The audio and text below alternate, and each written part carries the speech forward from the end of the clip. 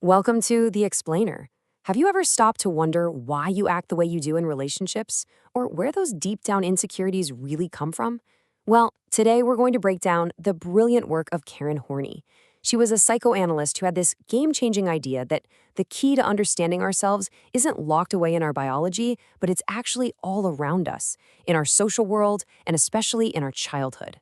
Okay, so here's how we're going to tackle this. First up, we'll get right to the source of the problem Horney identified, a child's primal fear. Then, we'll put her head-to-head with Freud to see just how different their ideas were. After that, we're diving into her famous 3 ways we cope with anxiety, what happens when those coping styles go into overdrive, and finally, we'll zoom out and connect all of this to the pressures of our culture. You know, Horney's entire theory is really built on this one simple but incredibly profound idea. Our personalities and all our deepest anxieties are basically forged in the fire of our earliest relationships, especially with our parents. And this right here, this is the core question Horney's theory sets out to answer. She believed that every single child has this deep fundamental need for safety, for genuine warmth and affection. And when that's missing, well, a kind of chain reaction kicks off. The first thing that happens is what Horney called basic hostility. So just imagine a child who feels neglected or unsafe. Naturally, they feel anger. They feel resentment toward their parents. But here's the catch. They can't actually express it. Why?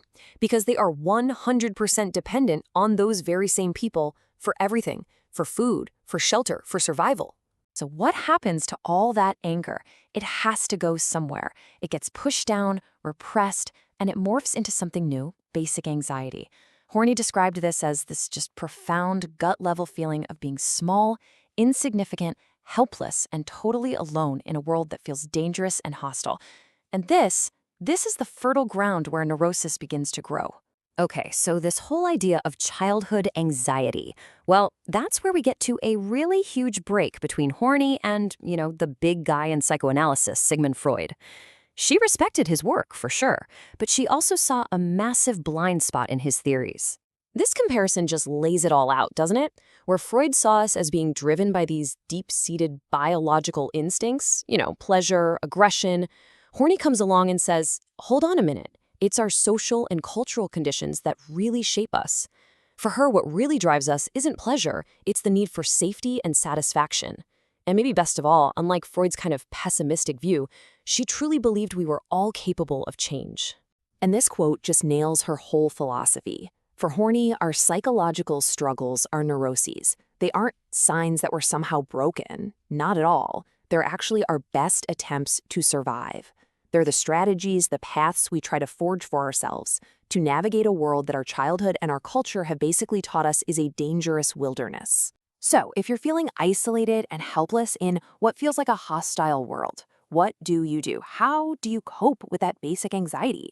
Well, Horney identified 3 main strategies, or you could think of them as 3 different survival playbooks that we use when we relate to other people. We've all got these 3 basic moves in our toolkit. Moving toward, moving against, or moving away from people. Now, in a healthy person, these are flexible. You use the right tool for the right situation. The problem starts when that basic anxiety gets a hold of you and locks you into using just one of these, all the time, like a rigid default setting. First up, we have moving toward people. This is the compliant personality. Their unconscious logic, their whole operating system is basically, if I make you happy, if I get you to love me, then you won't hurt me. They have this intense, almost desperate need for affection and approval. The second style is moving against people. This is the aggressive personality. Their entire strategy is about dominating and being in control. Their inner belief system is, look, this world is hostile, so I have to be tough. If I have the power, if I'm the one in charge, then nobody can hurt me. And the third playbook is moving away from people. This is the detached personality, and they find their safety in solitude. Their reasoning is pretty straightforward. If I don't get involved, if I keep my emotional distance, then nothing and nobody can ever hurt me. They value their independence above absolutely everything else. Okay, and this is maybe the most important part of the whole theory.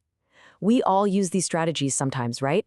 It's healthy to be compliant in some situations and aggressive in others. The real problem, the trap, is when that flexibility is gone, when coping becomes a compulsion.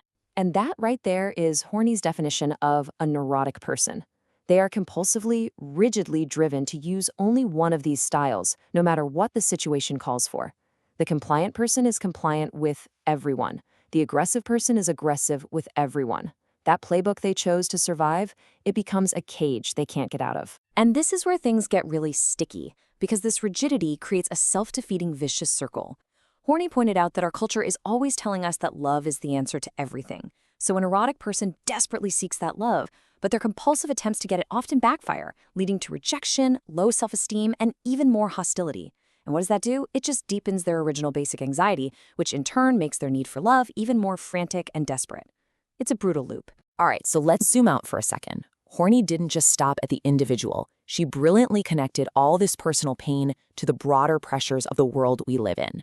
She argued that society itself is a huge source of our anxiety because it makes these impossible demands on us. Horney argued that Western culture is just packed with these contradictions that mess with our heads. I mean, think about it.